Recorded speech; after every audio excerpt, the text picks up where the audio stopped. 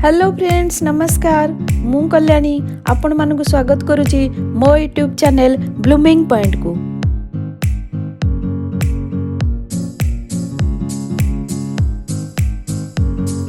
Friends Fuller राजा हेउची गोलाप। गोलापर चाहिदा दिनकु दिन बढ़िबार लागिछि, ता सहित उत्पादन मध्य कमियार लागिछि। वर्तमान गोलाप लगाइबा पई उपयुक्त समय। आमे माने चाहिले समस्ते किछि किछि गोलाप लगाई परिबा। आमको आ मार्केट उपरे निर्भर करने को पड़े। आउ ता सहित निज बगीचार गोलाप गछटी लगाई जितेबाला से फूलटे फुटे तार आनंद मध्य नियारा। केते जे खुशी लगे ताहा आपण गछटे लगाइला परे जानि परिबे। तेबे चलंतु मु आपण मानकु गोलाप केयर विषय रे किछि टिप्स देबी।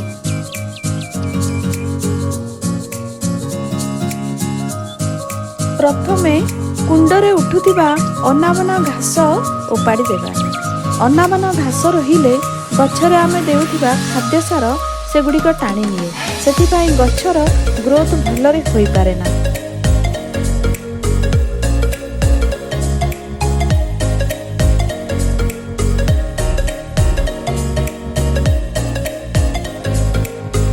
द्वितीय रे जेतेबेले गोलाप फुटी सारिबो सुखा फूलटी को जल्दी काटिदेबा। काटिदेला परे सेथिरे नुआ ब्रांच बाहरिबो आउ अधिक रु अधिक फूल फुटिबो। आउ कटा जगह आमको सेठी फंगिसाइड लगाइबाकू पड़िबो। फंगिसाइड नथिले सेथिरे हळदी पाउडर लगाइले मध्य चलिबो, नचेत डाइरेक्ट समस्या हेबो।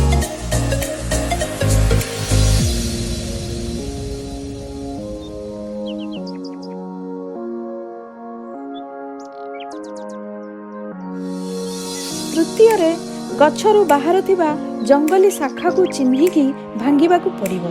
जंगली शाखा रे केबे मध्य फूल फुटे नहीं।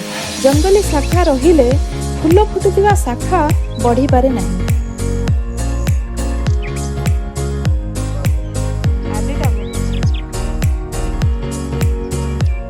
चतुर्थ रे गछरे ठीक भाबरे वाटरिंग एवं सावरिंग करिबा।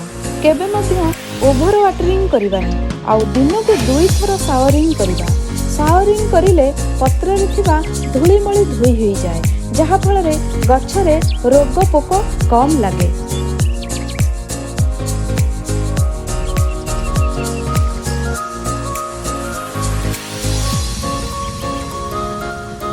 पंचम रे गछ को हरा भरा रखिबा पई आमको ऑर्गेनिक और केमिकल उभय फर्टिलाइजर देबाकू पड़िଥାଏ। मु कौन सब फर्टिलाइजर यूज करुची सेगुड़िक आउ एक वीडियो रे कहबी।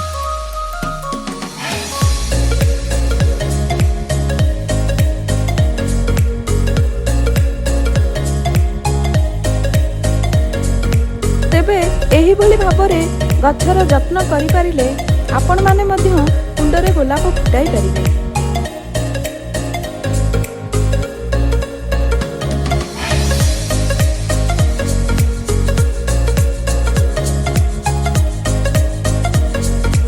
आशा करुची वीडियोटी आपण मानकु भल लागिथिबो।